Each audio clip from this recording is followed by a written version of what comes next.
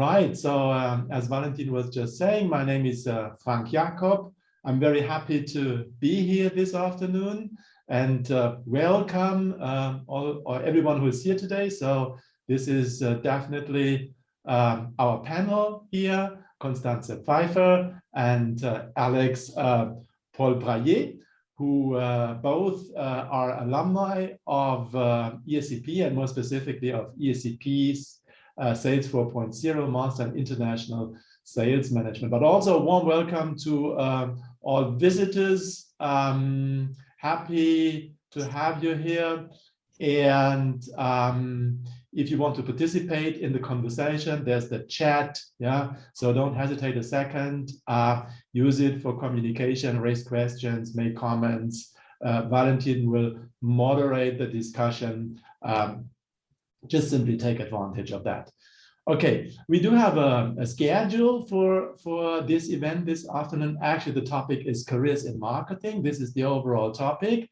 There's going to be a, let me put it that way, more theoretical perspective from my side. So I'll present basically results from a study that I discovered recently and give a little bit the big picture on careers in marketing. But perhaps much more interesting is what our two guests have to tell and report, Constance and Alex, as I have been saying before, alumni of this program who graduated a few years ago, and both of them started brilliant and very impressive careers with companies, so they can give us kind of first-hand records on what careers in marketing can mean. Yeah. All right, so let me move on with my short presentation. To do that, I will share my screen with you. Here we go. Okay, let me make sure it's all nicely arranged. Like this, you should be able to see it now, I hope. So, careers in marketing, that's the topic. Okay. Let's start with the important things first, yeah? And this is a little bit of statistics.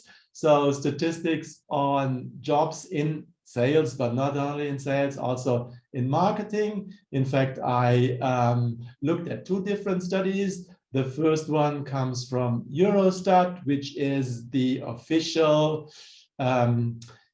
agency for any kind of statistics, business statistics, economic statistics, industry statistics in Europe. And they also look at employment and employment categories. Yeah, so they collected data on that on 2019. Actually, this is the latest data that is available, and looked at different job categories. And one of those job categories is service and sales workers. That's a quite broad category.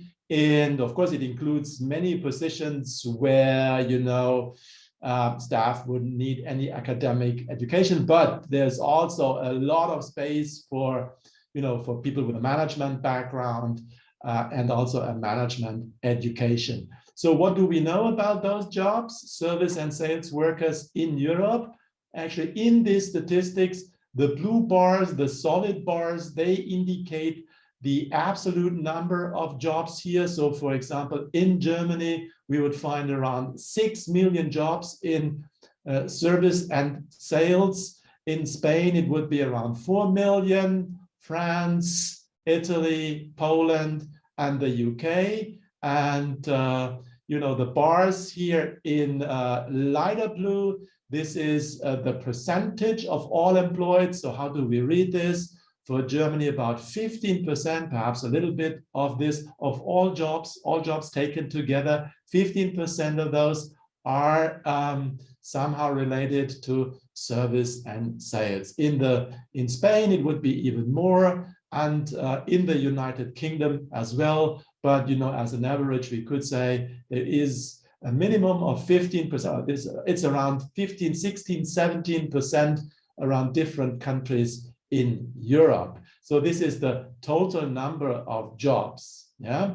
The chart on the right side of my slide here takes a different perspective. It looks at money, and this is what makes the world go round. So annual salaries in 1,000 euros for people with 5 to 10 years work experience. So this is not for newcomers, it's for people who probably for the second or third career stage in here.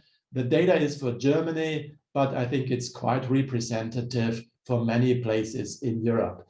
So what do we see here? Okay, this is salary levels for two positions, sales directors and marketing directors. First thing we see here that, okay, there's not only a single number, there are several numbers.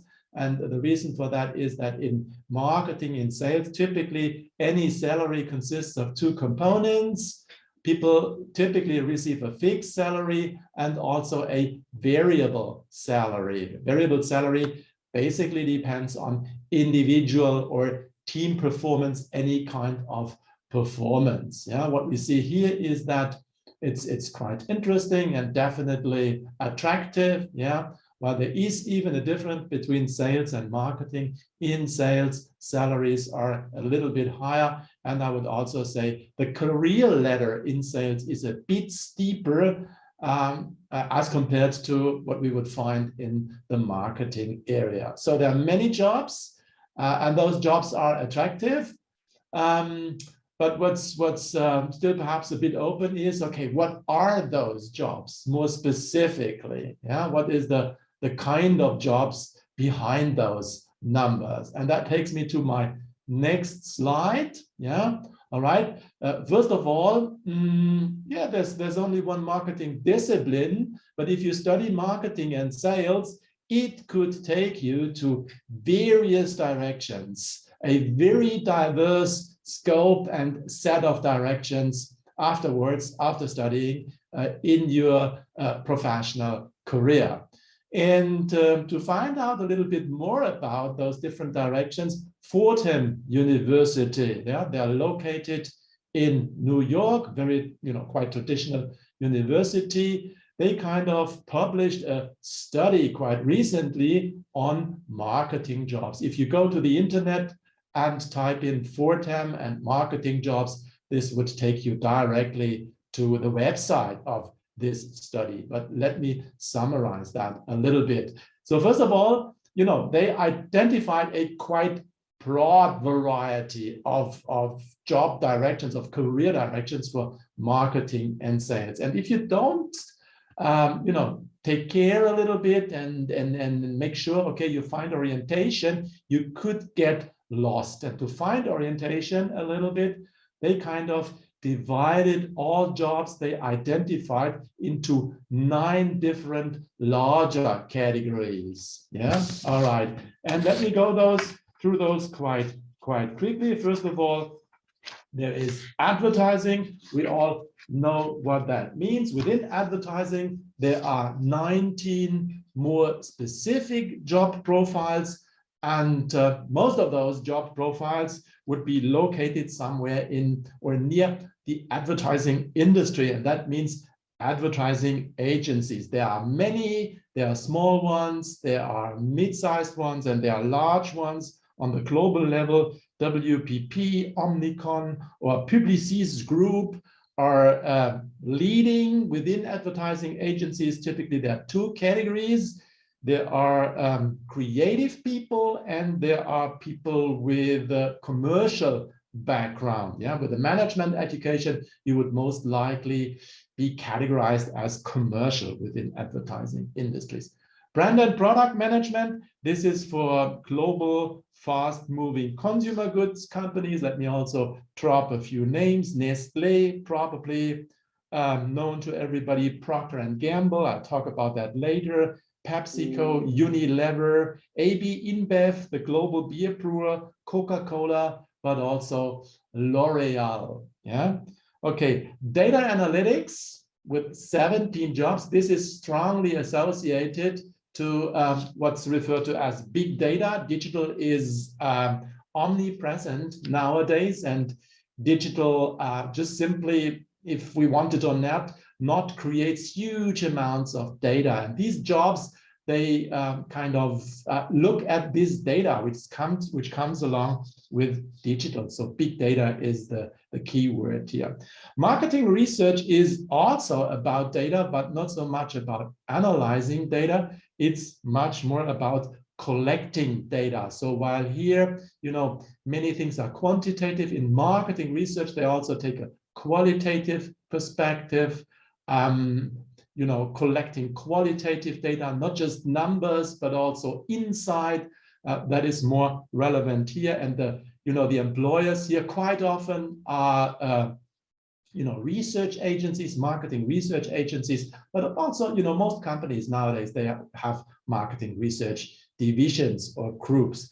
Public relations, this is about editorial communication with your market audiences. So non-paid communication, it's in the editorial part, mostly of media, traditional media, mass media. Most jobs here are somehow related to media, be it within media companies or within non-media companies, but to manage relationships with those media companies. Business development and sales, basically, kind of two categories again. Sales, that's the operational part, and business development, that's the more managerial part, and could also say strategic part. I'll talk about that in a minute. Same thing for digital marketing.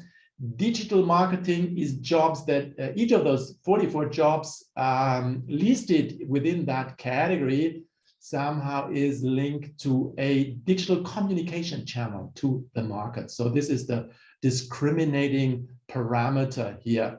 Marketing strategy and management. Marketing is something that could be executed entirely on the operational level, but there is a strong strategic level as well. The competition is important, defining the business, defining and also kind of categorizing business activities. This is what they do here. And those 14 jobs, many of them, in fact, are with consultancy companies. So global consultancy firms, they also hire graduates from marketing and sales programs. And there is an interesting list of jobs also behind that.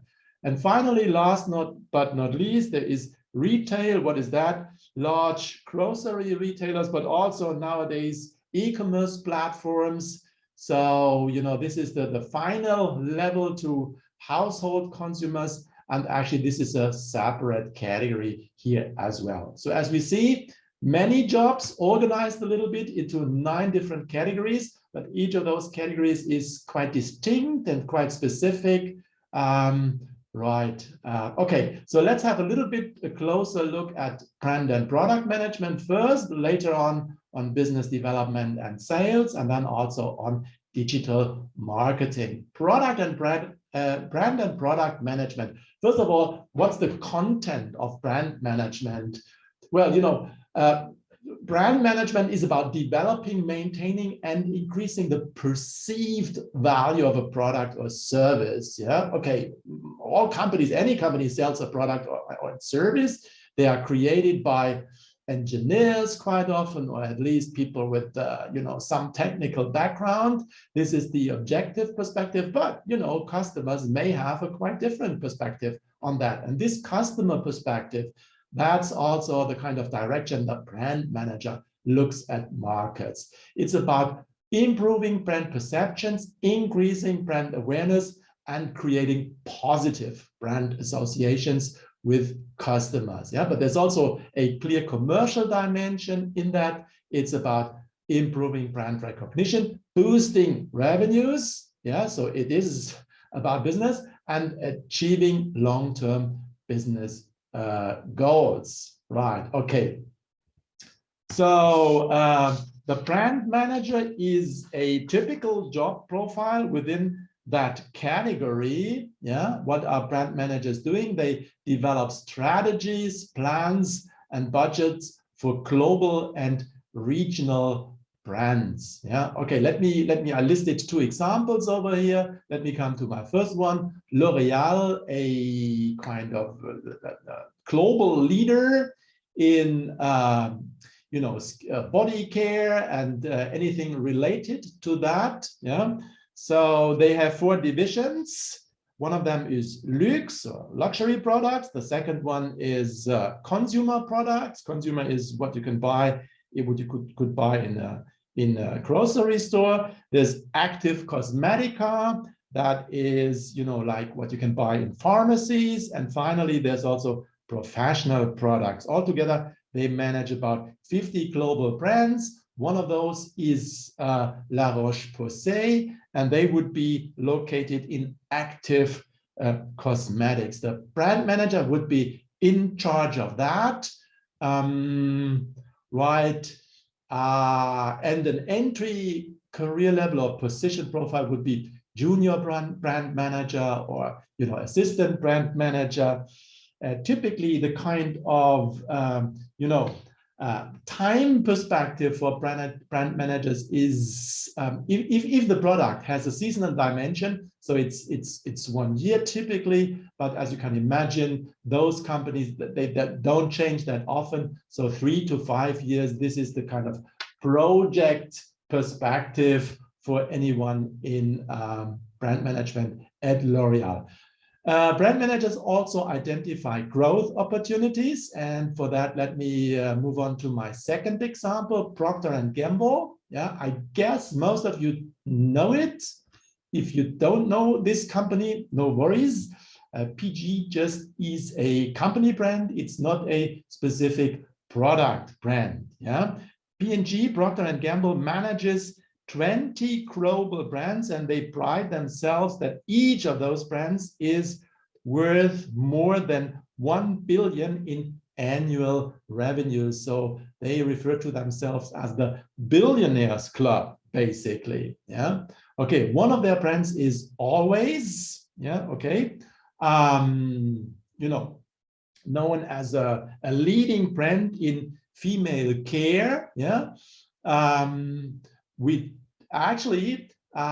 do have guest speakers from Procter & Gamble on a very continuous basis. They come regularly.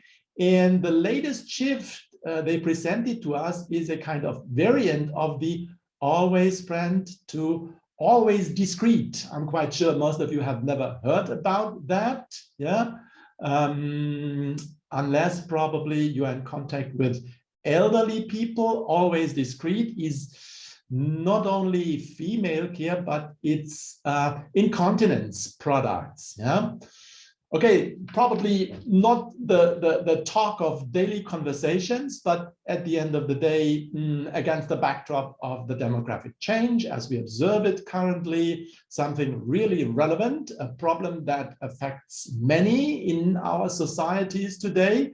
And on the other hand, also something that represents a very attractive business area. Yeah. Okay. So this perspective of identifying growth opportunities, that's also the kind of challenge and task to the brand manager. They devise short-term and long-term plans for the brand, including objectives, activities, and also key performance indicators. Yeah. Okay. It's not only operational, it's also a leadership position. They lead a cross-functional team. You can imagine, any product or any brand starts with some development activities, followed by probably some procurement activities. There is construction involved, yeah, and many other things as well. Yeah. Okay. So, what kind of people typically qualify for this? Actually, companies are looking for MBAs or people with a Master of Science. And to become a full brand manager, it's probably a good idea to have at least an experience of 5 years or perhaps even a bit more. Okay, so this was product and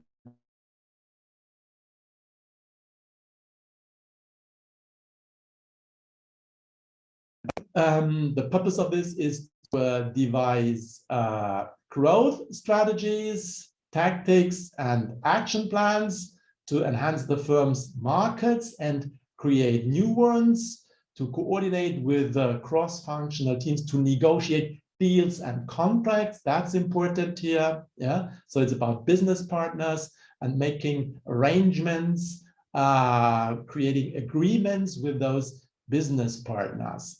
Typical job profile, probably this time not the brand manager, but the key account manager. He would be responsible for driving revenue and business growth with key customers. What does that mean? Let me explain that at the example of Coca-Cola. We all know the brand, yeah, okay. And basically, typically Coca-Cola has two routes to the market. One is on premises, yeah, on the premise. If you, for example, go to a weekend event, or to a club or a restaurant or whatsoever, and perhaps you want to buy a drink, so that could be Coca-Cola, yeah. The second route to the market is at home, yeah. So this is Coca-Cola products which people buy in supermarkets, grocery stores, any kind of retail outlets for consumption at home. Yeah, there's a 50-50 split between those. But for example, out of those 50% for the at-home market, 75%, so 3/4 of that, are handled, yeah, by cooperating with only 5 retail distributors. So those retail distributors, they are really key accounts. They are key customers. In Germany, that could be Edeka, for example. In France, it could be Carrefour. In the UK, it could be Tesco. In the United States, Walmart. So handling this type of customer, that is the job of the key account manager. They partner with sales teams, so their key job typically is more strategic. Operational activities are managed on the sales level, and this is why key account management and sales managers typically collaborate quite closely. The key account manager knows the industry quite well, thinks strategically about the business of their customers and partners as well, and oversees the sales and the partner sales activities.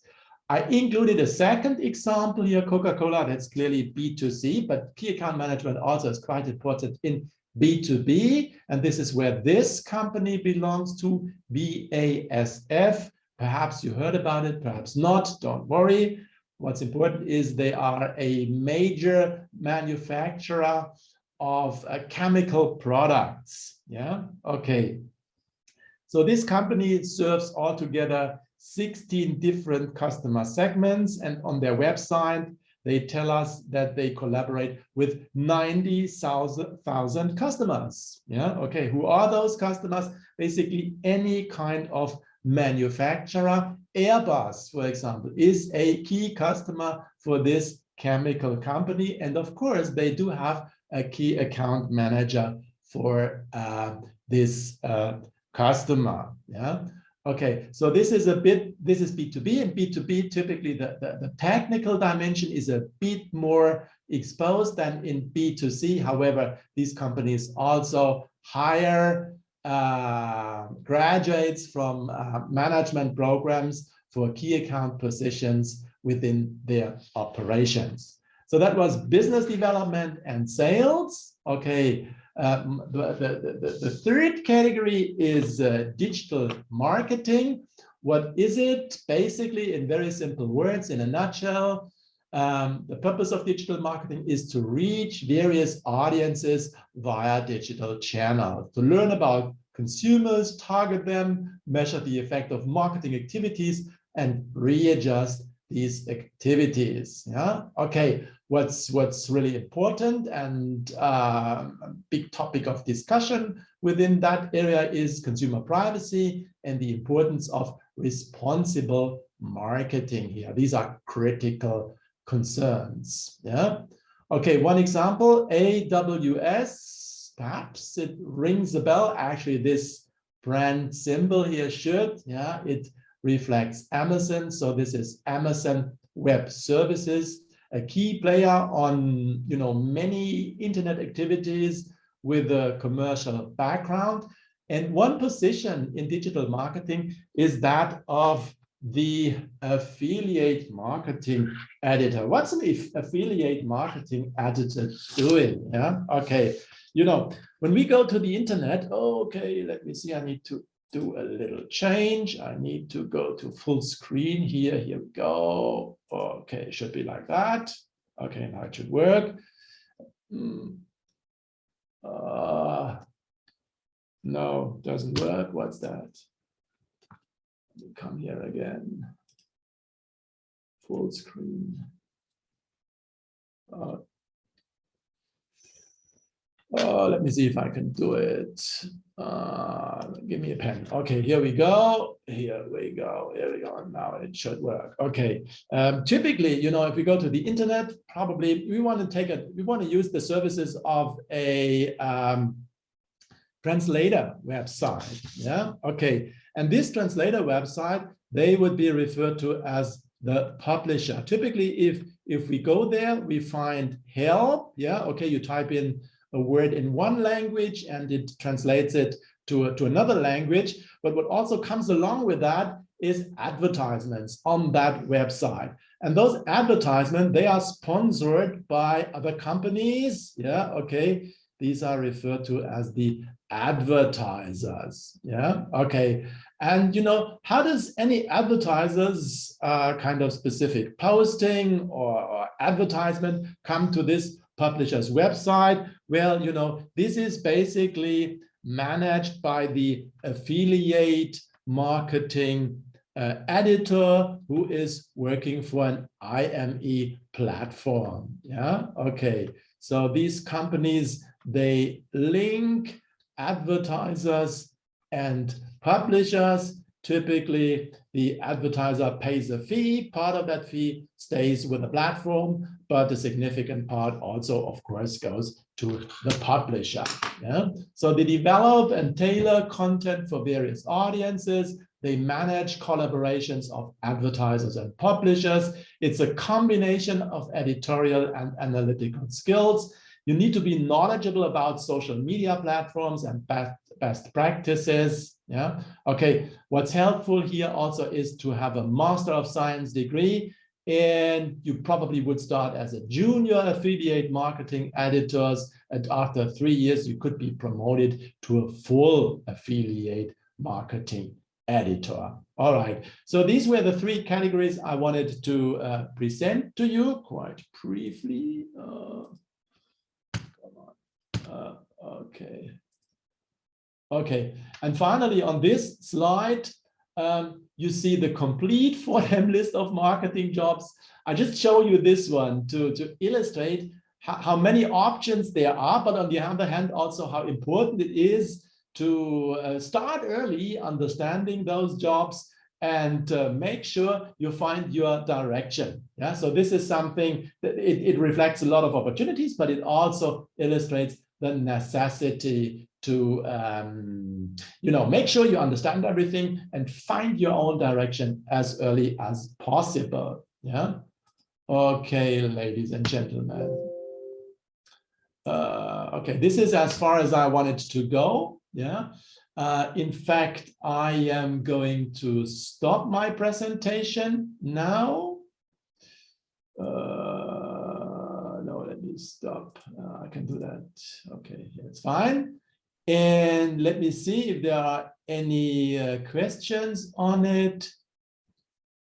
All right. Rita, speaking a bit slowly. Yeah, okay, that's true. You are right. I was a bit fast. Typically, I'm not speaking that fast, but actually, we don't have that much time. This is why I perhaps spoke a bit fast. Yeah, sorry for that. Yeah. Okay. Any other questions? If not, yeah, you just simply type it into the chat. But let me now turn over, and Alex, probably you agree with me if I, in this case, apply the rule of ladies first, yeah, to Constance first, and later on we will hand over to you, Alex, yeah? With pleasure, with pleasure. So yeah, I don't know, Frank, if you want to do any introduction. Otherwise, I would just like free-floating start to speak. So firstly, yeah, thanks in a first step to invite me to this event, because I was very happy to be part of this webinar. Also, always a pleasure to get back in contact with ESCP.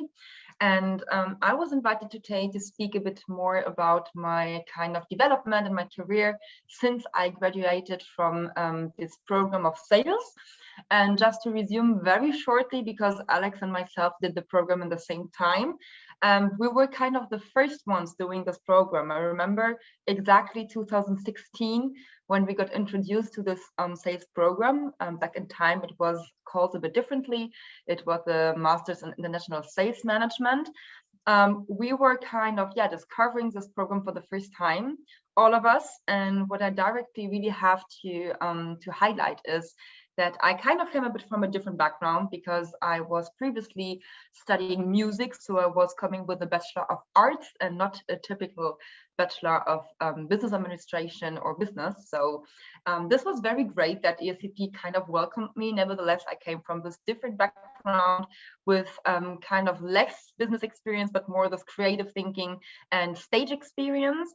And so, yeah, we did this 2 years master's program where we really learned so many things that were very kind of vast, because it was not only sales, but it was everything that was touched and related to sales as well. So I remember I was just seeing this SEO kind of thing in your slides, Frank. This was also something we had in digital marketing. So everything we were learning over there, I kind of covered as well later in my job right now. And this is where as well I want to describe a bit what I'm doing right now. So I'm working at SAP, the German IT company, one of the big players on the market, but which is not American. So I'm there actually since I graduated. So it has been now almost 2.5 years. And I really started directly in sales. So how this journey started is that I did my last year's internship with ESCP. It was a 6-month internship. And so I can also share that take those opportunities seriously, but because you never know where it's going to end. And in my case, it was something very successful, because directly when I started my internship, I got this opportunity to also apply for our internal sales academy, which is kind of a trainee program at SAP, where we really give the opportunity and as well chance to new hires, new kind of talents as well, to train them in sales. So what I did after having finished and graduated my master's program at ESCP is to go for almost 4 months to San Francisco, where I got all those classes and trainings and workshops and discovery training in sales specifically, where I also rediscovered actually all the trainings we got already in our master's program. So this was very linked. And I was very happy to have had this master's program, because I was relating that much. And it helped me a lot as well to understand and to really develop myself in this career path. And afterwards, right now, currently, I'm still with SAP. So it showed that I'm currently very happy with my company as well.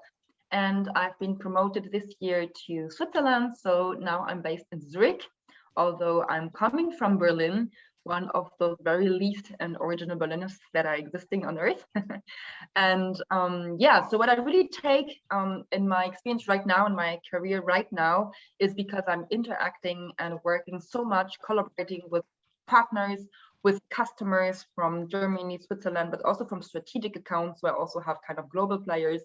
And what is very important that I also kind of see back in my master's program is those 3 things I really learned, is this kind of internationality, which I really found in the master's program, because we were so many different people from all over the world. Alex can say something more, but after my turn as well. We were a bunch of group of different personalities as well, so with different backgrounds. So I just said that I also came from another industry. And so this kind of complementary backgrounds and personalities and cultures, mentalities made this experience during the studies very enriching, which kind of followed me until today. So this is the internationality factor. Then for sure, the sales skills and knowledge were very important that I already received during the master's program. If it's going to be negotiation classes, or the kind of case studies we did. I remember so many with you, Mr. Jakob, that we did all together. Then as well, the cross-cultural differences. One course that also impacted me a lot, because I also use it right now in my sales pitches and my customer projects. This is something we really got trained into the master's program, which I also see right now that all those sales skills and knowledge were very useful for me, especially in the theoretical part. But then once you will be graduated, you will also get the chance to try out everything on the field. So this is also a very nice factor. And then last point would be, I would recommend as well, because I hear it so much, also in my company, but even previously at ESCP, is really this networking part. Because in the end, we are all humans, we are all people, and we also rely on our human contacts. So it's very important since the beginning, and this is what ESCP really does quite well, is to nurture and to foster those relationships. Even today, I'm still here after 2 years and I'm still speaking to you. This also shows that ESCP also always gets very well linked to its alumni, and really helps out to find fitting career opportunities and also fitting companies that are great for the personality, for example. And so yeah, I can just recommend to build as soon as possible your network, and to build also your brand, because this starts the sooner the better already in your master's program. So yeah, I'm very thankful. I had so many chances to see, even during my studies, different companies doing those consultancy projects, and also during the master thesis. Like, thanks to ESCP, we also got always a chance to participate and apply to recruiting days, where we also met many people from those very famous companies, who I'm also still today having some connections with. So yeah, it gives as well and offers a great platform to offer you all those things, the internationality, the sales knowledge and skills, but even more as well the networking part. So yeah, this is kind of a very, very short sense, a bit my story. If you have any questions, just please feel free directly. You can just like speak up or even contact me afterwards. I will be more than happy to share with you. And welcome to you. Okay, thank you very much, Constance. Very nice presentation. And I can only repeat, you're also someone who is often involved in communications about your career. So this is great to let others share in your own experiences and see what you're doing. And it's always pleasant to see your activities. All right. Thank you, Frank. Thank you, Constance. Let's now turn over to Alex. Yes, thank you. Hi, everyone. Thank you, Professor Jacob. I'm just going to bounce off what Constance just said, which is I find quite ironic. I myself came from a Bachelor of Economics, and I'm now working in the music industry. So we actually kind of crossed paths and have this link between us, which is Masters in International Sales Management, which we did in 2016 and graduated in 2018.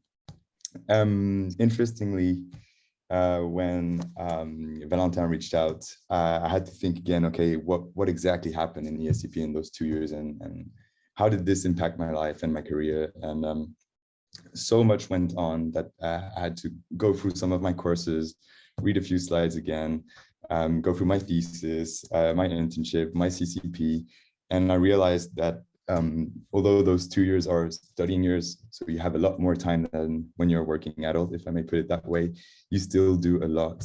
And it is true, we do learn a ton of skills, hard skills, soft skills in the program in various classes, which are extremely broad in a sense, but also quite focused on very specific topics. It ranges from international marketing, which is quite theoretical, down to digital marketing, with a case where we were actually doing proper SEO, implementing strategies at a very kind of short level, in the sense of we had to achieve results within a few weeks on a website. But we would also study international management, as well as selling and negotiation. So we went through so much, and I think that's one of the added values of the program, is that it really allows you to kind of figure out for yourself where you or good, where you have actually a feeling for something and when you can become good at, with this combined asset, which is the business school behind you, which is obviously ESCP, which is, as you all know, a great school, and the network it provides you, the opportunities that come along the way through your courses as a student. There are obviously a ton of opportunities to meet companies, to meet former students.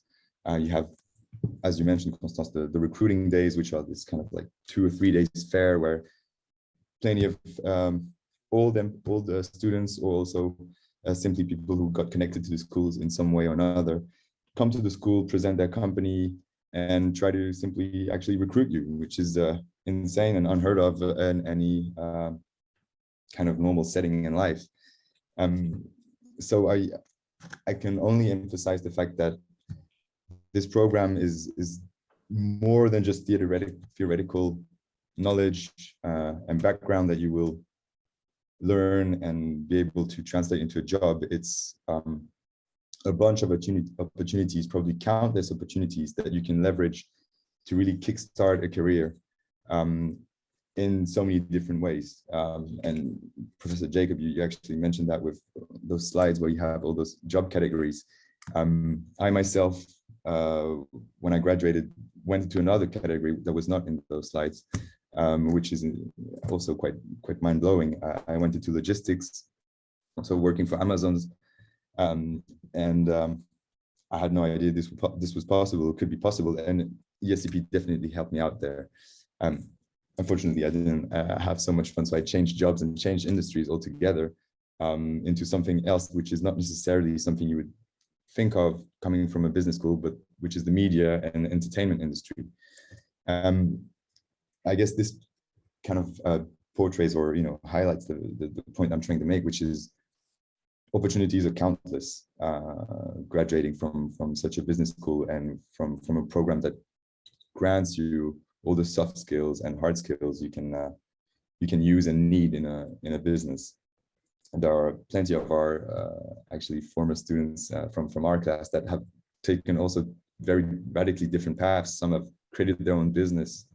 Some have gone to the other side of the world to work for plenty of different companies, and I'm not in contact with everybody anymore, which is a pity, but we still have groups where we can still exchange. There's this kind of fraternity that builds up in a class at a school like this, which is fostered by the school itself, which stays in contact with us, and we happily stay in contact with the school as well. I have to mention that. It's always a pleasure.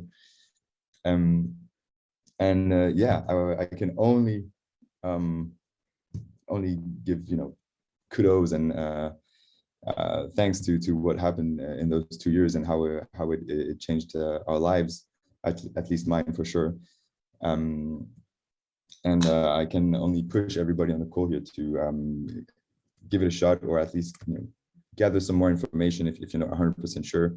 The school is extremely transparent on what they offer and what you get from these 2 years or more. And I see it as a real added value on my resume, and it's also something coming back to earth, something you can see when you're applying for a company or a big business. Actually, having a degree from ESCP might scale you up the ladder in terms of salaries. This is something you might not think about when you start studying, but it's a fact.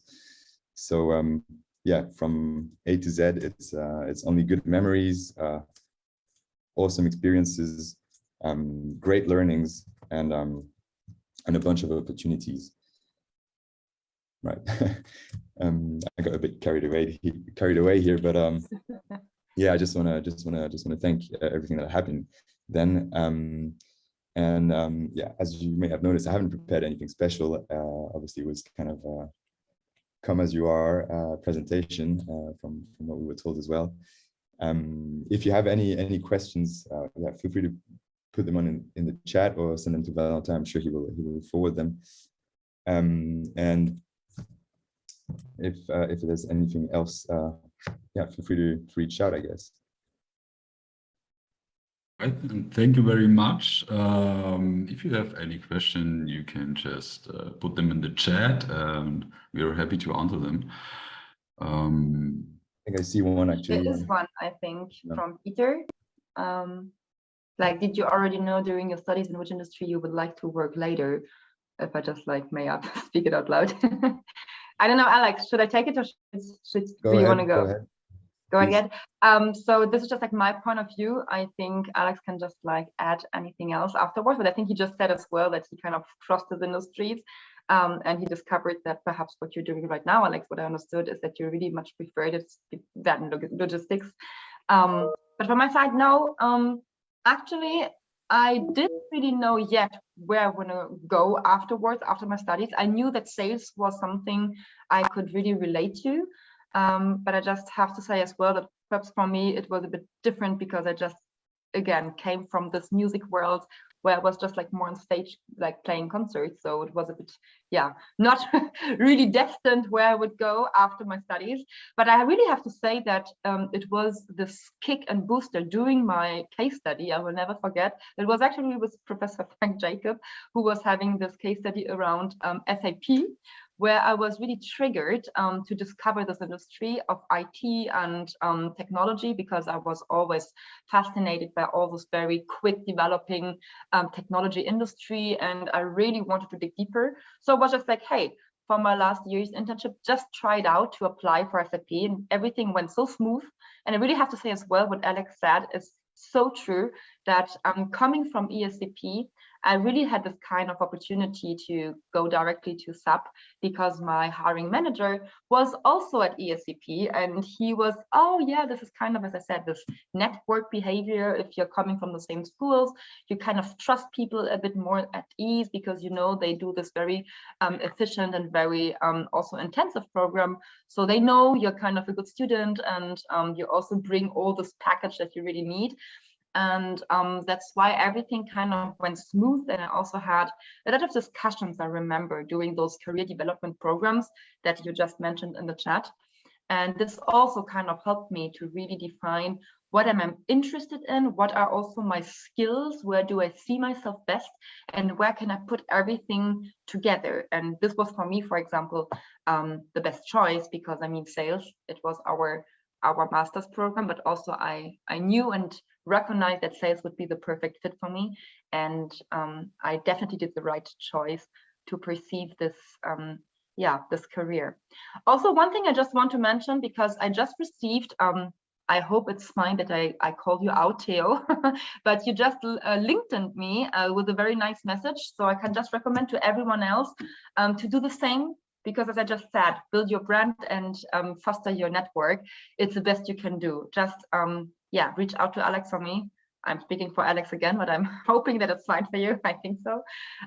Just do the same, because I mean, Theo, for example, if I can say, he's interested in perhaps joining SAP because he's very interested in, but if there's anyone else interested in, I don't know, the program itself, or even to join perhaps one day Sony or SAP as well, just reach out to us and contact us. Yeah, I hope this also answered your question, Peter, with some deviation.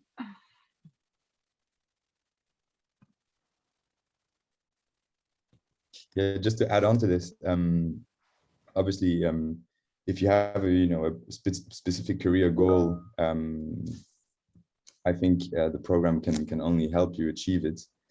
Otherwise, you probably wouldn't be in this call.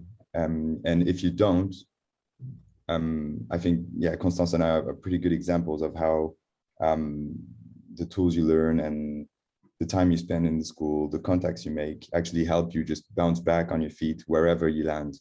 It's just a countless number of opportunities and contacts that help you in fine to achieve this or that career path and this or that career goal.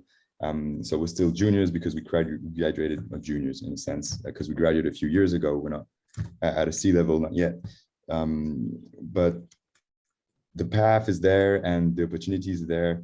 The network is also there. The mindset you kind of develop throughout those studies definitely put you on a solid path to success in a sense. at least in a career, 100% career perspective. Thank you, Alex. Very helpful, I think. I posted one question from our last career in sales webinar we had on our open day here on Campus Berlin. And I think it's very interesting. Professor Jakob, it's for you. How do you see the differences between a general master we also have as a program and the specialized master in sales, also regarding job opportunities, for example? Yes, very good question. Thank you, Valentin, for putting that. Okay, let me answer like that. You know, we do have the bachelor master division. This is the European scheme. And actually, it hasn't been there always. To tell you the truth, it was introduced only in 2000 as a standard for most countries in Europe. So it's only 20 years old, in fact. And it also has been the object of research. Basically, the conclusion from this research was that, you know, the bachelor master division, it's great. It's a good thing to have the two sections, yeah, to study, and everything is fine with it. There was, you know, most of the studies, however, ended in one recommendation. And the basic recommendation is, on the bachelor level, you're well advised to study a generalized program. Yeah, okay. And perhaps it's business, perhaps it's music, perhaps it's economics. That doesn't make that much of a difference, but it should be something generalized, broad. Yeah, okay. A general bachelor in any discipline. So this is the recommendation for the bachelor level. However, for the master level, the recommendation is to specialize. Yeah, for students to pick a specialized program, and also for universities to offer specialized programs. So yes, you do have the choice. ESCP also offers, you know, a very prestigious and you know, very well-reputed general program. I'm not going to argue against that program, but you know, if you take you know, the result of those studies, the more specific recommendation is to specialize on the master's level. And this is basically, whenever I am asked in a situation like this one, but also in a more private context, my personal recommendation is for bachelor studies, generalize. For master studies, specialize. That's the ideal combination.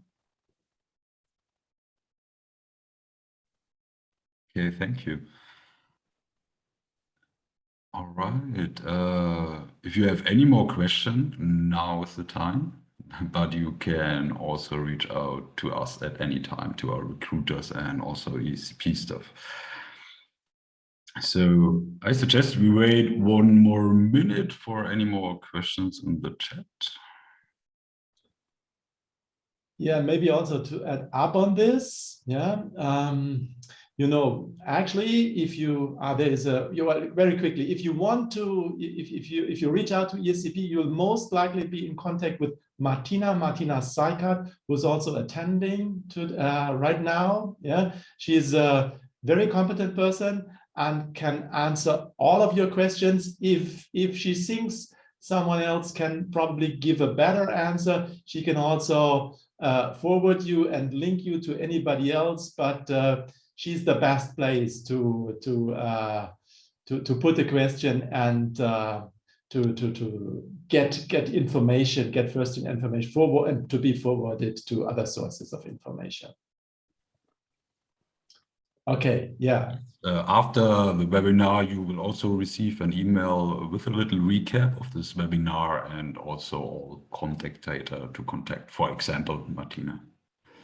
So we have one more question from Francesca.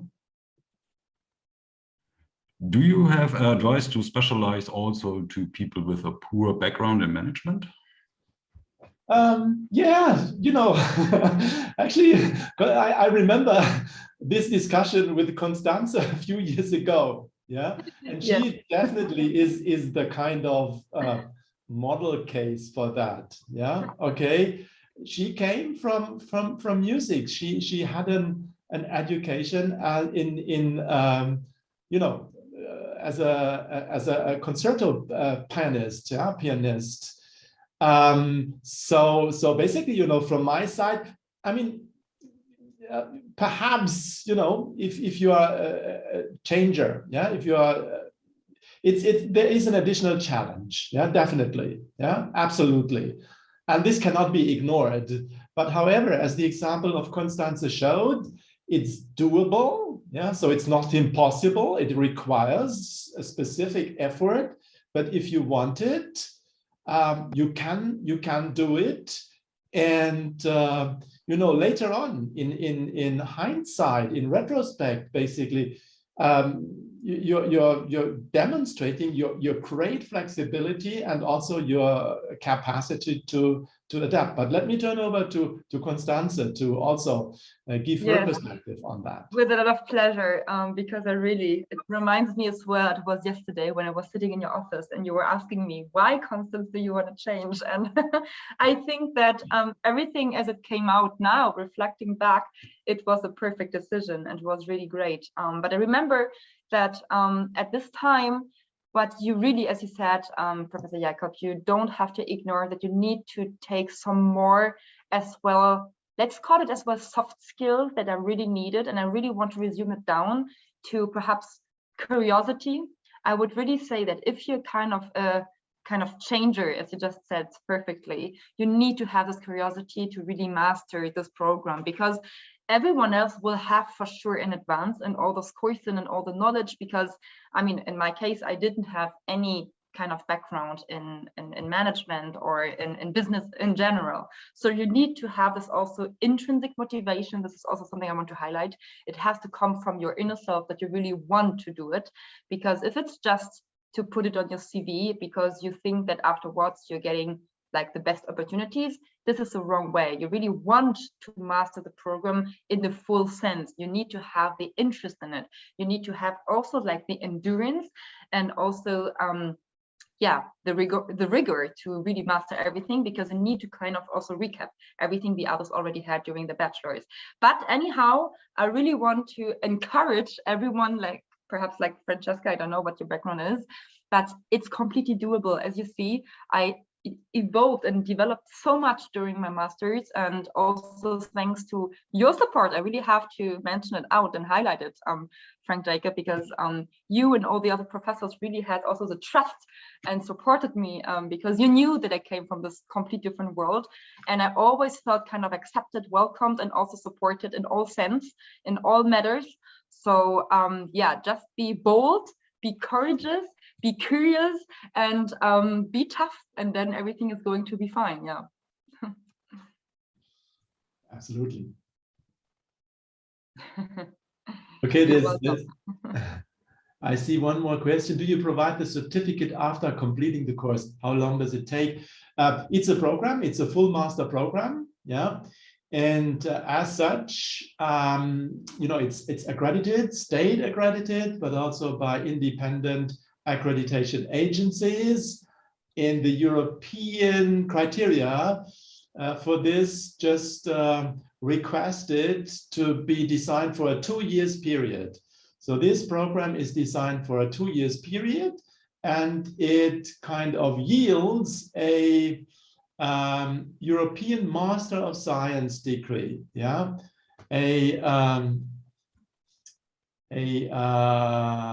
right, the European Master of Science degree. Yeah? Actually, there's a term for that, EHIA. Yeah, it's the European Higher Education Area. This is all the countries that submitted themselves to those standards, and this master complies to the standards of this scheme.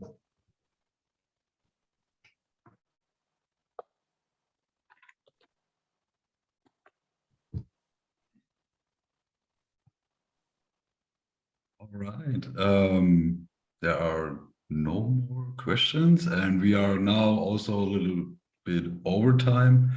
So since I no longer have the host right, that's the reason why I can turn on my video. So I will leave it to Professor Jakob to close the webinar. And yeah, from my side, thank you very much for participating.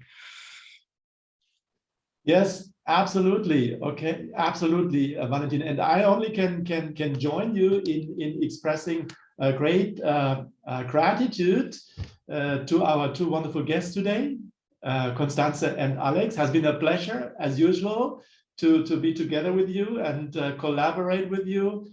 And yeah, also thanks to all visitors today, all our guests today. Let me repeat, if you need more information, don't hesitate a second. Just turn to Martina, for example. She's happy to provide more information, and asking doesn't, you don't need to commit. If you ask, it just extends your level of information, and take advantage of that. So thanks a lot to everybody. It was a pleasure being with you today, and we'll be happy to see all of you again soon. Yeah. All right. Thanks a lot. Great pleasure. Have a nice day, and see you soon as possible. Thanks as well. Thank you to everyone. Thank you very much. Thank you for the invitation. Yeah. Have a good rest of the week. And good Absolutely. luck to all those that apply. Constance and Alex, let me repeat. You're more than welcome on campus whenever you are around. Yeah. Don't even need to kind of announce your presence. If you are around, just drop in, and I'm quite sure you will meet someone you know, and you will be welcome. And of course, if we can make up any arrangement, it will be even better. Yeah. No doubts about that being welcomed very nicely. So thanks a lot for the invitation, and see you very soon on campus, though. I'm looking forward. Absolutely. Bye-bye. Bye.